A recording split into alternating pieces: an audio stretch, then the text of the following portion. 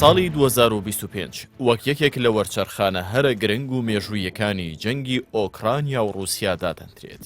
بۆ پێی ئەم ساڵە تەنها درێژکراوەی شەڕە تەقلیدیەکانی ڕابردوو نەبوو، بەڵکو بوو بە مەیدانی تاقیکردنەوەی استراتیژەتی نوێی سەربازی و گۆڕانکاری جەوهەری لە هاوکێشە نێودەوڵەتیەکاندا.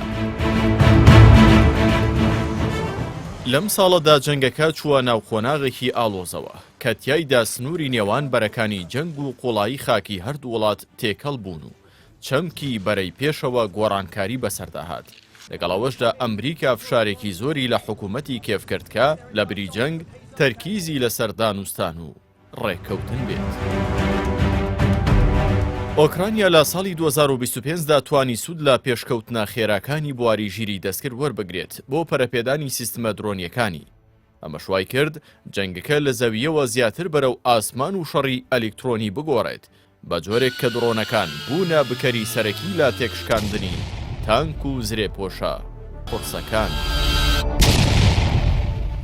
هێرشە چڕەکانی ئۆکرانیا بۆ سەر دامەزراوە نەوتیەکان و کۆگاکانی چەک لە ناو جەرگەی رووسیادا. کاریگەری دەرونی و ئابووری گەورەی دروست کرد کە ئامانج لەی پەخستنی سەرچاوەی هێزی مۆسکۆ بوو لە سەرچاوەکەیەوە و هەروەها گواستنەوەی جەنگ بوو بۆ ناو خاکی رووسیا کە لە مەی دووەمدا سەرکەوتوو نەبوو. بەرامبەردا سوپای رووسیا بە بەکارهێنانی هێزی مرۆیی بێشومار و چڕکردنەوەی هێرشە موشکیەکانی دژی ژێرخانی وزەی ئۆکرانیا هەوڵیدا فشارێکی تاقەت فڕوکێن بخاتە سەر کێڤ بۆەوەی کە لە زستانی 2025دا ناچاری بکات پاشەکشە بکات یان مەرجەکانی ئاشتی قبوڵ بکات. لە ڕووی سیاسیەوە ئەم ساڵە ساڵی تاقیکردنەوەی هاوپەیمانەتەکان بوو، چونکە گۆڕانکاریە سیاسیەکان لە واشنگتن و پایتەختە گرنگەکانی تری ڕۆژئاوا دوای هەڵبژاردنەکان کاریگەریەکی ڕاستەوخۆیان لەسەر ڕەوتی جەنگەکە هەبوو. ئۆکرانیا کە ڕوبەڕووی کەمبوونەوەی هەندێک لە جۆری هاوکاری بووە، ناچار بوو زیاتر پشت بە پیشەسازی سەربازی ناوخۆیی ببەستێت و هاوپەیمانێتێکی نوێ لەگەڵ وڵاتانی دیکەی ئەوروپا پێک بهێنێت کە تیایدا ئەڵمانیا و فەڕەنسا وەک هاوپەیمانە سەرەکیەکان دەرکەوتن و کارگەی چەکیان لە ناوخۆی ئۆکرانیا دامەزراند. ئەم گۆڕانکاریەش بووە هۆی دروستبوونی جۆرێک لە سربەخۆی سەربازی بۆ ئۆکرانیا، بەڵام هاوکات بشارە نێودەوڵەتیەکان بۆ دۆزینەوەی ڕێگەی دیبلۆماسی زیاتر کرد. بارودۆخی مرۆیی لەو پەڕی سەختیدا بوو بۆ ئۆکرانیەکان، بەڵام لەگەڵ ئەوەشدا توانیان لەگەڵ قەیرانەکانی هەڵاوسان و کەمی وزە بگونجێن، بە تایبەت لە بواری دابینکردنی کارەبای جێگرەوە و بەردەوامیدان بە ژیان لە سێبەری موشەکەکاندا.